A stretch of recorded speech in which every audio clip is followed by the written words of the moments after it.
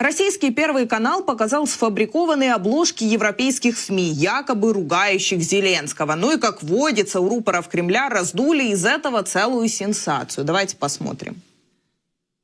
Я еще прошу вас, друзья, вот дайте нам этот заголовки европейские. Хочу обратить ваше внимание. Вообще, с одной стороны, мыслимы ли были такие слова там пару лет назад? На фоне всеобщего, абсолютного, так сказать, единения и консенсуса по поводу Украины и Зеленского персонально. Просто немыслимо, да? Но обратите внимание, значит, Нюхач, там, Геббельс из-под кокаина, все, жесть какая-то, послушайте.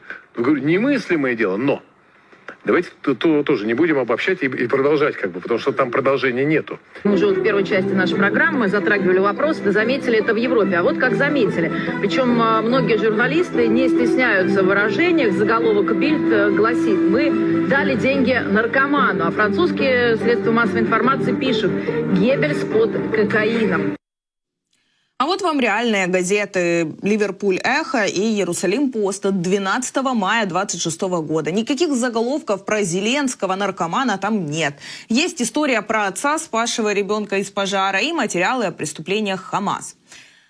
Что же получается? Российский гостелеканал взял реальные газеты, нарисовал поверх них фейковые заголовки в фотошопе. Это проверяется, если что, секунд за 30. И это уже не манипуляция, это производство альтернативной реальности в промышленных масштабах. Распятые мальчики, захваченный Купянск, катастрофическое отступление ВСУ, а теперь и фальшивые европейские газеты. Когда-то смеялись над Северной Кореей, которая показывала победы сборной на несуществующих чемпионатах. А Россия 26-го это уже не карикатура на КНДР. Это она по факту и есть. Вот видим как раз эти обложки и видим, что максимально легко и просто вот так россияне, даже не задумываясь о каких-то, не знаю, реальности, насколько это выглядит, там криво, не криво. Они просто, клепают это в промышленных масштабах, и даже не задумываются. И, друзья, о других фейках. В украинском инфопространстве сейчас распространяется фейк о якобы законе номер 395/2026, предусматривающем отключение мобильной связи во время воздушных тревог. Эта информация, конечно, не соответствует действительности. Никаких законов или постановлений об ограничении мобильной связи во время воздушных тревог не принималось. Постановление правительства и указ президента с номером 395/2026 касаются совсем других вопросов и не имеют никакого отношения к регулированию сферы телекоммуникаций. А россияне, видимо, создали этот фейк, отзеркалили свою проблему. Ведь у них же проблемы с интернетом. Об этом мы также сегодня еще неоднократно вспомним и поговорим.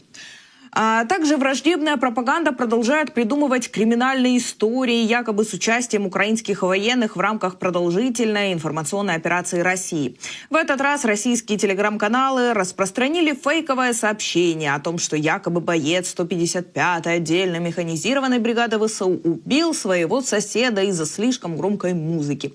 Для создания иллюзии достоверности кремлевские фейкоробы использовали поддельный скриншот новости украинского медиа. А на самом деле на сфальсифицированном изображении слово «муж» в заголовке заменили военным, после чего пропагандисты добавили вымышленные детали о службе задержанного в ВСУ. Конечно, в оригинальном сообщении украинского медиа и в сообщениях правоохранителей нет никаких упоминаний о причастности задержанного к силам обороны Украины. Как я и говорила в самом начале нашей рубрики, это уже классический прием российской дезинформации. Фальсификация заголовков и приписывание в этот раз уголовных преступлений украинским военным. И Центр противодействия дезинформации неоднократно опровергал подобные фейки, их цель – это дискредитировать ВСУ, посеять страх и недоверие к ним со стороны гражданских и создать иллюзию массовой преступности среди военнослужащих. И, друзья, на десерт. Биолаборатории – это прошлый век. Теперь в ФСБ заговорили о цифровых лабораториях Запада в странах СНГ. По версии товарища Бортникова, западные спецслужбы собирают там данные о поведении граждан, анализируя их с помощью искусственного интеллекта и моделируют реакции общества на внешние факторы, включая действия властей. Сеть таких лабораторий якобы нужна для манипулятивного воздействия на настроение и поведение граждан. Украину глава ФСБ назвал крупнейшим центром контрабанды оружия в Европе, а еще испугался ликвидации друзей Путина, иранских лидеров, с помощью получения их координат через программные закладки в системах видеомониторинга в Тегеране. Давайте послушаем весь этот бред устами самого Бортникова. Под плотной опекой Запада Украина стала серьезным фактором дестабилизации обстановки на пространстве Содружества. Результатом действий киевского режима стала трансформация страны в крупнейший в Европе центр контрабанды оружия и боеприпасов. Украинские спецслужбы используют территории граничащих с Россией государств для заброски к нам диверсантов и средств террора. Вербуют наемников для ВСУ по всему миру. Вовлекает трудовых мигрантов в террористическую и экстремистскую деятельность. Ведут тотальную работу по воздействию на население наших стран посредством сети интернет, в том числе через разветвленную структуру так называемых колл-центров.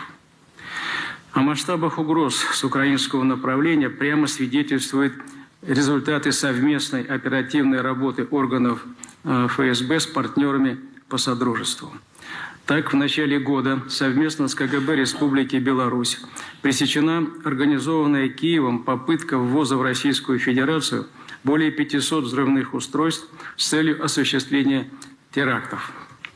Имеются примеры такого взаимодействия и с другими спецслужбами стран СНГ, но раскрывать их подробности пока нецелесообразно.